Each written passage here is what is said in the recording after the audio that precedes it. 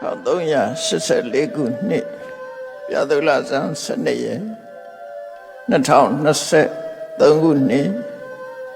နိုင်ငံတကာနှစ်သစ်ကူးနှစ်ဦးကာလဇန်နဝါရီလ2ရက်တနင်္လာနေ့၌အွန်လိုင်းမှာဟောကြားအပ်သောတွေ့ဆုံခြင်းနဲ့ပေါင်းစည်းခြင်းအကြောင်းတရားဒေသနာတော်အဲ့တော့တွေ့ဆုံပြီးတဲ့နောက်မှာပေါင်းစည်းသွားကြတယ်တရဝရိဟာတွေ့ဆုံတာတော့တလောက်ကြီးအရေးမပါဘူးပေါ့နော်ဥပမာမဲ့ယထာစီရင်တွေ့ဆုံကြတာရှိတယ်ပစကားပေါ်မှာတွေ့ဆုံတာရှိတယ်ခီးသွားတာတူးလို့လေးမြတ်ပေါ်မှာတွေ့ဆုံတာရှိတယ်သို့တော့တွေ့ဆုံရုံကပူပေါင်းခြင်းဆိုတာမဖြစ်ဘူးအဲ့တော့လူတွေဟာ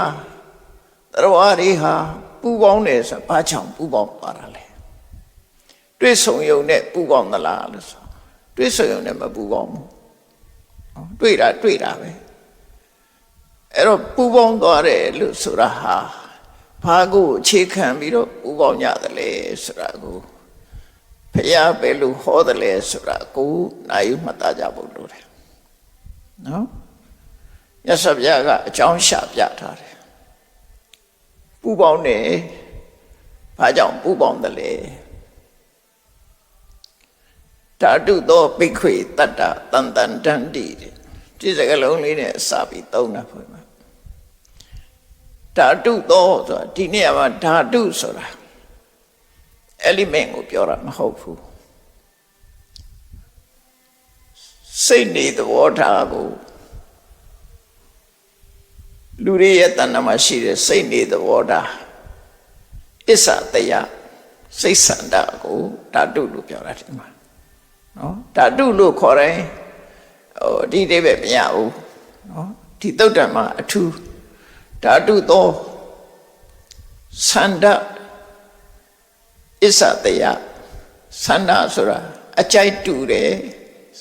စိတ်ထားခြင်းတူတယ်အတွေးတူတယ်လူတွေကတယောက်နဲ့တယောက်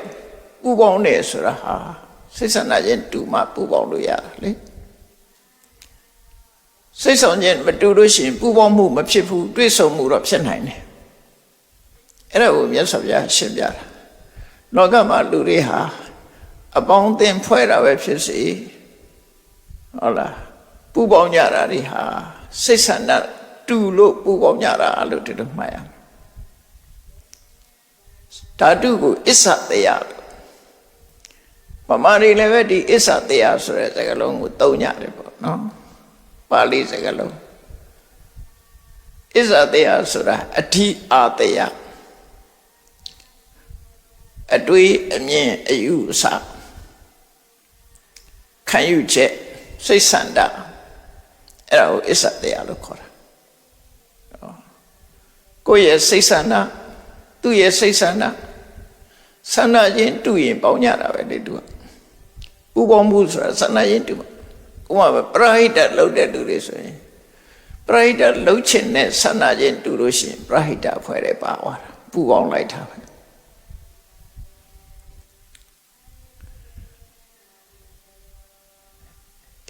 မူရစေဝကြိုက်တဲ့ပုဂ္ဂိုလ်တွေအပျော်ကျူးကြိုက်တဲ့ပုဂ္ဂိုလ်တွေကလည်းပူပေါင်းမိသွားတာပဲစာပေကျမ်းကမှာပါဏသဟယလို့ခေါ်တယ်တောက်ဖို့တောက်ဖက်ဒီလည်းပူပေါင်းသွားတာခေါ်တာပေါ့ဆန္ဒတူလို့ပူပေါင်းတာဆန္ဒတူတဲ့အခါကျတော့အလုတ်တူသွားတယ်အဲ့ဒီဆန္ဒတူမှုဟာအဓိကစိတ်တွေသဘောထားနဲ့စိတ်ဆန္ဒတူညီမှုဟာအဓိကသူကလည်းတာဝါဒနာပါတယ်ကိုယ်ကလည်းဝါဒနာပါတယ်ဥပမာပဲပြောကြတယ်လေအခုအနုပညာလုပ်တယ်ဆိုတာအနုပညာဝါဒနာပါတယ်လူတွေပေါင်းတာပဲလေအတိမုတ်ဝါဒနာပါရင်အတိမုတ်ဝါဒနာပါတယ်လူတွေပူပေါင်းကြတာအစိုးကအရေးတိဝါဒနာပါတယ်လူကလည်းအစိုးကအရေးတိသမားတွေပူပေါင်းမှုဖြစ်တာပဲလေတွေ့ဆုံမှုဆိုတာတော့ပွဲလန်းသွေးရှိတဲ့အခါမှာဆုံမိတဲ့အခါဆုံမိတယ်ဒါပေမဲ့ပူပေါင်းမှုမဟုတ်ဘူးအဲ့ဒါနော် ကြောင့်မို့တွေ့ဆုံခြင်းနဲ့ပူပေါင်းခြင်းပူပေါင်းခြင်းဟာဘာကြောင့်ပူပေါင်းလဲဆိုတာကိုမြတ်စွာဘုရားအတိတ်သုတ္တမှာရှင်းပြတာဒါလည်းမှတ်သားစရာကောင်းတယ်လောကလူတွေဆိုတာအပေါင်းအသင်းနဲ့နေကြတာဖြစ်တယ်လေတူတယောက်တည်းနေကြတာမဟုတ်ဘူးအဲ့တော့ပေါင်းအသင်းနဲ့နေတဲ့အခါမှာသူနဲ့ကိုယ်နဲ့ဘယ်လောက်ပဲဝေးဆန္ဒတူလို့ရှိရင်အဖွဲ့အစည်းနဲ့ဖြစ်စေအလုံးနဲ့ဖြစ်စေပူပေါင်းကြတာပဲပူပေါင်းမှုကဖြစ်လာတယ်ဘယ်နေရာမှာဆိုပူပေါင်းမှုဖြစ်လာတတ်တယ်ဆန္ဒတူလို့ပူပေါင်းတယ်အစ္ဆတရားတူလို့စိတ်တွေသဘောထားချင်းတူလို့ပူပေါင်းတယ်ဆိုတာကိုရည်ညွှန်းပြီးတော့မြတ်စွာဘုရားကဓာတုသောတတ္တတန်တန်တန္တိဓာတုသောအစ္ဆတရားစိတ်ဆန္ဒအလိုအားဖြင့်တတ္တတတ္တဝါတွေဟာတန်တန်တန္တိပေါင်းစုံပူပေါင်းပြီးကြတယ်သမင်တိဟုတ်လားညီညွတ်စွာရှင်တွဲကြတယ်သူတို့ဆိုလို့တယ်အဲ့ဒါကိုချက်ဖွင့်ထွင်ပြီးတော့ပြောလိုက်တဲ့အခါကျတော့ဟိနာဓိမုတ်တိကာဟိနာဓိမုတ်တိဂိဟိတတ္တိတန်တန်တန္တိသမင်တိဟိနာဆိုတာအောက်တန်းကြတဲ့မမြင့်မြတ်တဲ့ကိုချင်းတရားတဲ့မှာတမိုးမရှိတဲ့အောက်တန်းနောက်တန်းကြတဲ့စိတ်နေသဘောထားတွေအဓိမုတ်တိဆိုတာနှလုံးသွင်းဆန္ဒခုနဓာတုလို့ဆိုတာဒီအဓိမုတ်တိကိုပြောတာပဲအစ္ဆတရားကိုပြောတာနော်အဓိမုတ်တိနဲ့အစ္ဆတရားနဲ့ဒီအဓိမုတ်တိဆိုတာသူ့အချက်ကိုယ်အချက်သူဆန္ဒကိုယ်ဆန္ဒသူ့အမြင်ကိုယ်အမြင်အမြင်ချင်းတူရင်ပေါင်းတာပဲဆန္ဒချင်းတူရင်ပေါင်းတာပဲအဲ့ဒီမှာဟိနာဓိမုတ်တိကာအောက်တန်းကြတဲ့ကိစ္စတွေပေါ်မှာဝါသနာပါရခြင်းတူတဲ့ပုဂ္ဂိုလ်တွေဟာတဲ့သူလိုဝါသနာတူတွေနဲ့ပဲပုံပေါင်းတယ်အတောက်စားဝါသနာပါတဲ့လူကအတောက်စားဝါသနာပါတဲ့လူနဲ့ပေါင်းတယ်ပညာရေးလိုက်စားတဲ့ပုဂ္ဂိုလ်တွေကပညာရေးလိုက်စားတဲ့ပုဂ္ဂိုလ်တွေနဲ့ပေါင်းတယ်လူမှုရေးလှုပ်ချင်တဲ့ပုဂ္ဂိုလ်တွေကလူမှုရေးလှုပ်သူတွေနဲ့ပူပေါင်းကြတယ်လောကရေးချီးကြည့်အကြောင်းမဲ့ဖြစ်နေတာမဟုတ်ဘူးပူပေါင်းမှုတွေရှိနေတယ်အဲ့တော့ကိုယ့်ကိုဆင်ញစဉ်းစားမှာငါဟာဘယ်သူနဲ့ပူပေါင်းတယ်လဲငါရဲ့ပူပေါင်းမှုစိတ်တွေသဘောထားမွန်မြတ်တာဟုတ်ကဲ့လားကိုယ်ဆန်းစစ်ဖို့လို့ကောင်းကျိုးချမ်းသာကိုပေးနိုင်တဲ့စိတ်တွေသဘောထားဟုတ်ကဲ့လားအဓိမုတ်တိနှလုံးသွင်းတရားလို့ပြောစိတ်ထဲမှာကြိုက်တယ်အဲ့ဒါကိုဒီနေရာမှာအစ္ဆတရားအဓိမုတ်တိဆိုဒီပါဠိစကားလုံးနဲ့အတူတယ်မြတ်စွာဘုရားကပထမမကောင်းတဲ့အောက်တန်းကြတဲ့စိတ်နေသဘောထားရှိတဲ့ပုဂ္ဂိုလ်တွေကတဲ့သူ့လိုအောက်တန်းကြပြီးတော့စိတ်နေသဘောထားရှိတဲ့ပုဂ္ဂိုလ်တွေနဲ့ပူးပေါင်းနေတဲ့တခါစိတ်ဆန္ဒမြင့်မြတ်တဲ့ပုဂ္ဂိုလ်တွေကသူ့လိုပဲစိတ်ဆန္ဒမြင့်မြတ်တဲ့ပုဂ္ဂိုလ်တွေနဲ့ပဲပူးပေါင်းတယ်ဒီနှစ်ခုကဖြောင်းပြန်ပြန်ပြီးတော့ပူးပေါင်းလို့မရဘူးနော်စိတ်ထားယုံညံ့တဲ့ပုဂ္ဂိုလ်တွေကစိတ်ထားယုံညံ့တဲ့ပုဂ္ဂိုလ်ချင်းပဲပေါင်းလို့ရတယ်စိတ်ထားမြင့်မြတ်တဲ့ပုဂ္ဂိုလ်တွေကစိတ်ထားမြင့်မြတ်တဲ့ပုဂ္ဂိုလ်အဲ့ဒါကိုဗမာလို့ပြောတဲ့အခါမှာဗမာစာပေထဲမှာအသုံးလေးတစ်ခုရှိတယ်ခောဒေနခောနောသမနေနသမနောဆိုရှေ့တော့သုံးကြတယ်ပေါ့နော်ခုခေတ်တော့သုံးတာနည်းသွားတယ်ဆိုတော့တဲ့အဓိပ္ပာယ်ကခောဒေနခောနောဆိုတာနွားတွေနဲ့ပဲပူပေါင်းတာပဲနွားကစိတ်နဲ့မပူပေါင်းဘူးနွားခြင်းပဲပေါင်းစုံခြင်းပူပေါင်းခြင်းအကြီးကနွားနဲ့ပဲပူပေါင်းတယ်သမနေနသမနော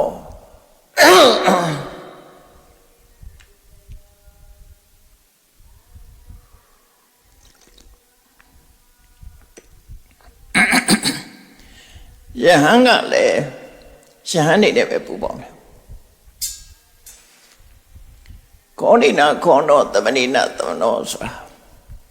ဝါဒနာတူရစိတ်ဆန္ဒတူရပူပေါင်းကြတယ်ဆိုတဲ့အဓိပ္ပာယ်ကိုသုံးတဲ့စကားလုံးအဲ့ဒါရှင်းတော့ကတော့သုံးတတ်တယ်အဲ့ဒီရှေးစာအုပ်တွေထဲမှာပါတတ်တယ်ခောနိနာခောနောသမဏိနာသမနောဆိုတာပါဠိစာပေရတဲ့အသုံးလေးတစ်ခုပေါ့ဆိုလိုတာကတော့စိတ်ကောင်းရှိတဲ့လူတွေကစိတ်ကောင်းရှိတဲ့လူတွေနဲ့ပေါင်းတယ်စိတ်ကောင်းမရှိတဲ့လူတွေကစိတ်ကောင်းမရှိတဲ့ပုဂ္ဂိုလ်တွေနဲ့ပေါင်းတယ်ဗမာစကားနဲ့ရှင်းရှင်းပြောမယ်ဆိုရင်ဝါဒနာတူရပေါင်းတယ်ဆိုလို့ရှိရင်ဒီခေတ်လူတွေပို့နာလဲလားသို့တော့ဝါဒနာဆိုတဲ့စကားလုံးကအစ္ဆတရားနဲ့မထုတတ်ဘူးအဲ့ဒါတတိထားဖို့လို့တယ်သို့တော့လူတွေနားလဲနေတာ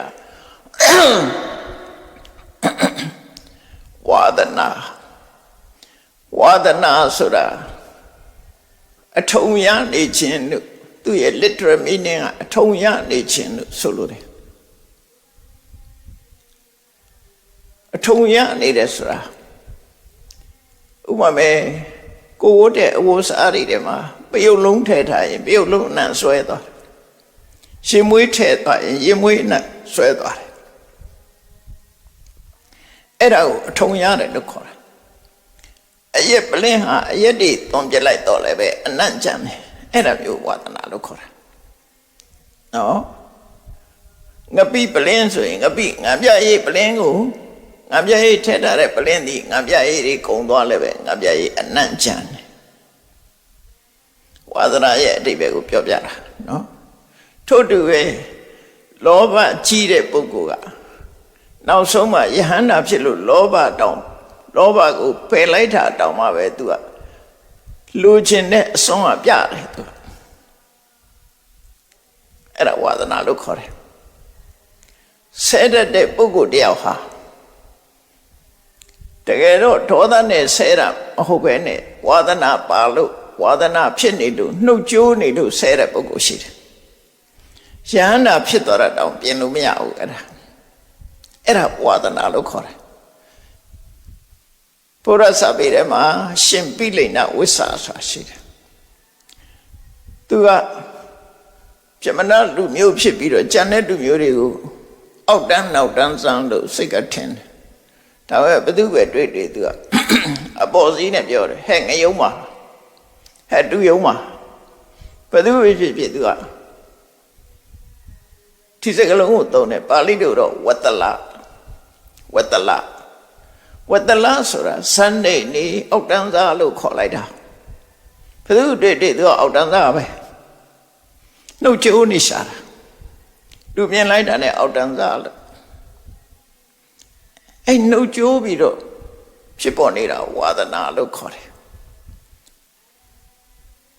နော်ဒေါသနဲ့ပြောတာမဟုတ်ဘူးဒေါသနဲ့ပြောတာမဟုတ်ပြီမဲ့ဒေါသမရှိတော့လည်းပဲဒေါသရဲ့အရေးရောင်တွေကကြမ်းနေတယ်အရက်တွေသွန်လိုက်တော့လဲအရက်နံကြမ်းနေရတဲ့အဲ့ဒါမျိုးမှာဝါဒနာလို့ခေါ်တာအဲ့တော့ဗမာစကားမှာဘယ်လိုပဲသုံးပါဠိကလာတာဆိုပါဠိအသုံးကိုသိချနားလဲအောင်လို့ရှင်းပြတာနော်အခုကဝါဒနာလို့ပြောတာမဟုတ်ဘဲနဲ့စိတ်ဆန္ဒအစ္ဆတယနှလုံးသွင်းစိတ်ဆန္ဒအစ္ဆတယဆန္ဒချင်းတူတယ်စိတ်ဆန္ဒချင်းတူတယ်ပမာတော့လည်းပြောလိုက်ဝါဒနာတူတယ်ပေါ့ဝါဒနာတူတယ်လို့ပြောတာဒါအလွယ်ပြောတဲ့စကားမြတ်စွာဘုရားဆိုလိုတာအဲ့ဒီမဲ့ကောင်းတဲ့ဘက်ကိုစိတ်ဆန္ဒရှိတဲ့ပုဂ္ဂိုလ်တွေဟာကောင်းတဲ့ဘက်မှာစိတ်ဆန္ဒရှိတဲ့ပုဂ္ဂိုလ်တွေနဲ့ပဲပူပေါင်းကြတယ်တဲ့မကောင်းတဲ့စိတ်ဆန္ဒရှိတဲ့ပုဂ္ဂိုလ်တွေကမကောင်းတဲ့စိတ်ဆန္ဒရှိတဲ့ပုဂ္ဂိုလ်တွေနဲ့ပဲပူပေါင်းကြတယ်ဒါလောကကြီးတဘာဝကိုခြုံငုံကြည့်တာကိုပြောတာဒီအတိုင်းပဲ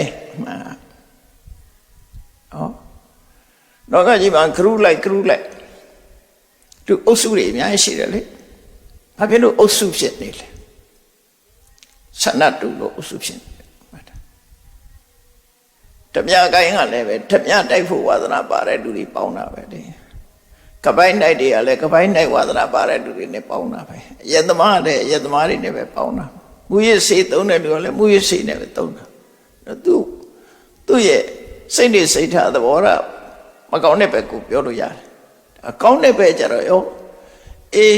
တရားနာရဝါသနာပါတဲ့ပုဂ္ဂိုလ်တွေဟောတရားနာတဲ့ပုဂ္ဂိုလ်တွေနဲ့သွားပေါ်လာပဲတုတ်တယ်နော်ပညာလိုက်စားတဲ့ပုဂ္ဂိုလ်ဆိုပညာလိုက်စားတဲ့ပုဂ္ဂိုလ်တွေနဲ့ပဲပူပေါင်းတယ်သူတေသနာဝါသနာပါတဲ့ပုဂ္ဂိုလ်တွေကသူတေသနာလုပ်ငန်းမှာပူပေါင်းကြတယ်အဲ့တော့လောကကြီးဟာချုံငုံပြောလိုက်ပဲဆိုလို့ရှိရင်စိတ်ဆန္ဒတူရပူပေါင်းမှုတွေဖြစ်နေကြတယ်တို့ဒီလိုဆိုလို့တာနော်တခြားအကြောင်းမဟုတ်ဘူးအဲ့ဒါကိုမြတ်စွာဘုရားဟောတာဓာတုသောပိက္ခဝေတတ္တတန်တန်တန်တိယဟန်တို့တရဝရီဆိုတာစိတ်ဆန္ဒအရာပူပေါင်းကြတာဖြစ်တယ်တဲ့ဘုရားပြောတာဆန္ဒတူရပူပေါင်းကြတာဖြစ်တယ်ဟိနာဓိမုတ်တိကာအောက်တန်းကြတဲ့ဆန္ဒရှိတဲ့နှလုံးသွင်းရှိတဲ့ပုဂ္ဂိုလ်တွေကဟိနာဓိမုတ်တိကေဟိသူ့လိုအောက်တန်းကြတဲ့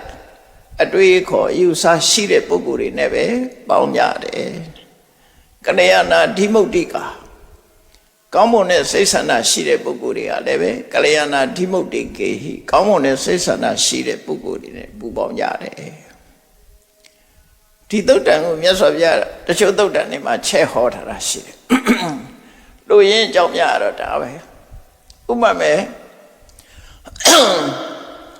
တရားတရားနေပါတဲ့ပုဂ္ဂိုလ်တွေကတရားတရားနေပါတဲ့လူနဲ့ပဲပေါင်းတယ်တရားတရားကောင်းတဲ့လူနဲ့သူပေါင်းလို့မရအောင်စိတ်ဆန္ဒချင်းမတူတရားတရားကောင်းတဲ့ပုဂ္ဂိုလ်တွေကတရားတရားကောင်းတဲ့ပုဂ္ဂိုလ်တွေနဲ့ပို့ပြီးတော့ပေါင်းတယ်ပူပေါင်းတယ်ကိုချင်းသီလမရှိတဲ့ပုဂ္ဂိုလ်တွေကလည်းကိုချင်းသီလမရှိတဲ့ပုဂ္ဂိုလ်တွေပေါင်းကြတယ်ကိုချင်းသီလရှိတဲ့ပုဂ္ဂိုလ်တွေကလည်းကိုချင်းသီလရှိတဲ့ပုဂ္ဂိုလ်တွေချင်းပူပေါင်းကြတယ်သူဆိုတာပဲတုဒ္ဒအကြမ်းမြင့်ဘုဒ္ဓမရှိတဲ့ပုဂ္ဂိုလ်တွေကလည်းသူ့လိုနှလုံးတုံညင့်မဲ့ပေါင်းတယ်ဘုဒ္ဓအကြမ်းမြင့်တုဒ္ဒရှိတဲ့ပုဂ္ဂိုလ်တွေကအကြမ်းမြင့်တုဒ္ဒရှိတဲ့ပုဂ္ဂိုလ်ချင်းပေါင်းတယ်စဉ်းစားဉာဏ်နေတဲ့ပုဂ္ဂိုလ်တွေကလည်းစဉ်းစားဉာဏ်နေတဲ့ပုဂ္ဂိုလ်တွေနဲ့ပဲပေါင်းတယ်စဉ်းစားဉာဏ်ရှိတဲ့ပုဂ္ဂိုလ်တွေကစဉ်းစားဉာဏ်ရှိတဲ့ပုဂ္ဂိုလ်နဲ့ပဲပေါင်းတယ်အဲ့တော့ဗမာတွေနားလည်အောင်ပြောမယ်ဆိုရင်ဝါသနာတူရပေါင်းတယ်လို့ဒါဗမာအသုံးနဲ့ပြောတဲ့စကားနော်အဲ့ဒါကိုအမှန်ပြင်ပြီးတော့ပြောမယ်ဆိုရင်စိတ်ဆန္ဒတူညီရပူပေါင်းကြတယ်သူဆိုလို့တယ်စိတ်ဆန္ဒတူညီမှုကိုအကြောင်းပြုပြီးတော့ပူပေါင်းကြတယ်အဲ့တုတ်တမှာဒီလိုဟောထားတာနော်ညဟောထားတာအဲ့တော့မြတ်စွာဘုရားကအခုပစ္စုပန်အခြေအနေမှာလည်းပဲဒီပူပေါင်းမှုတွေကဒီရှုတော့ငါပဲဖြစ်တယ်ကောင်းတဲ့စိတ်ဆန္ဒရှိရင်ကောင်းတဲ့စိတ်ဆန္ဒရှိသူချင်းပူပေါင်းတယ်မကောင်းတဲ့စိတ်ဆန္ဒရှိရင်မကောင်းတဲ့စိတ်ဆန္ဒဝါဒနာတူရပူပေါင်းတယ်ဆိုတာခဏခေတ်မှလားမဟုတ်ဘူးအတိတ်သမိုင်းကြောင်းကိုပြန်ကြည့်နေတဲ့အတိုင်းပဲဒါဖြင့်အတိတ်ကနဲ့အခုဘဝသာပူပေါင်းလာလားဆိုမဟုတ်နောင်လာလက်တန်းခေတ်တွေမှာလည်းပဲဒီတိုင်းပဲနော်ဒီတိုင်းပဲသွားမှာပဲလူတွေရဲ့ပူပေါင်းမှုဟာစိတ်ဆန္ဒတူရပဲပူပေါင်းကြမယ်လို့အဲ့ဒီမှာဓာတုတန်ယုတ်တဆိုပြီးတော့တန်ယုတ်တနိကေမှာမြတ်စွာဘုရားဟောထားတဲ့တရားတွေအမှန်တမှတ်သားစရာကောင်းတယ်နော်အလုံးကနိဗ္ဗာန်ရောက်ကြောင်းတရားကြီးမဟုတ်ဘူးဘဝပြဿနာတွေကိုဖြေရှင်းနိုင်တဲ့ဟာတွေပါဘုရားဘာသာမှာလည်းပဲနှစ်ခုရှိတယ်လို့မှတ်တာသမုဒိသစ္စာလည်းပဲပရမတ္ထသစ္စာလည်းပဲနှစ်ခုနဲ့ပြောအောင်သမုဒိသစ္စာဆို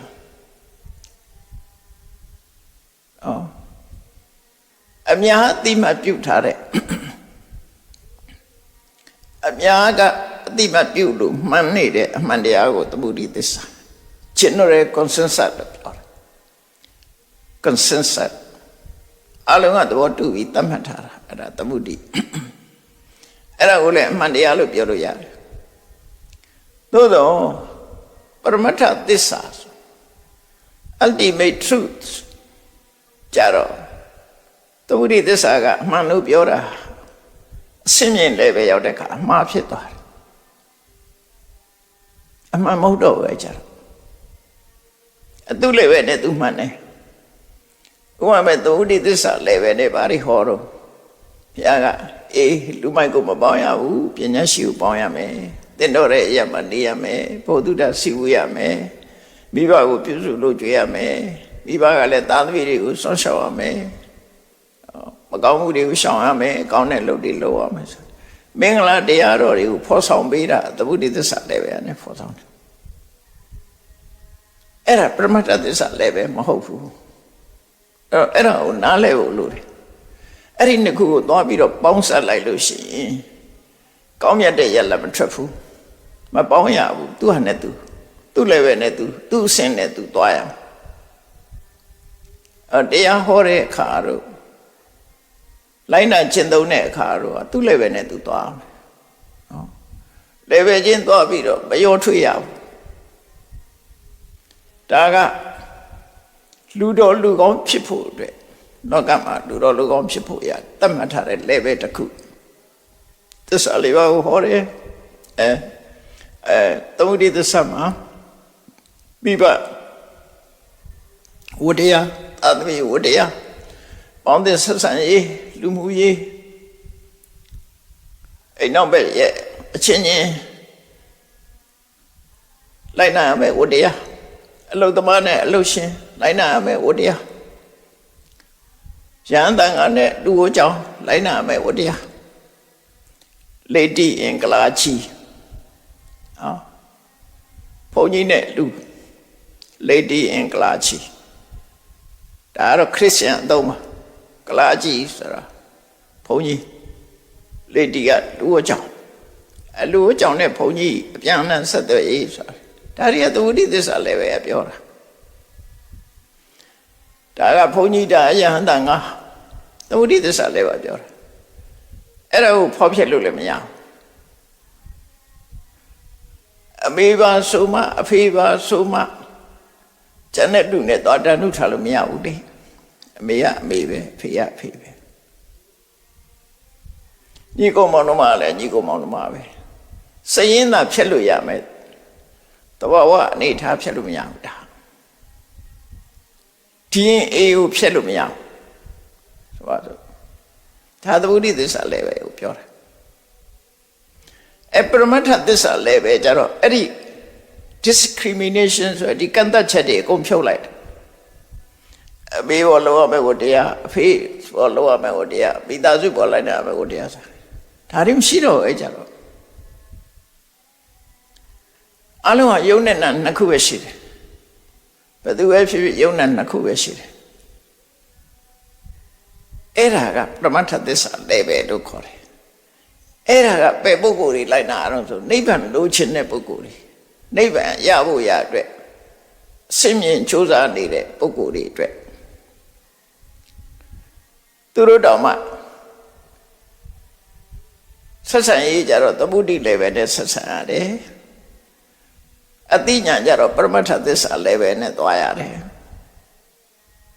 မြတ်စွာဘုရားလည်းအဲ့လိုသွားနေတာပဲလေ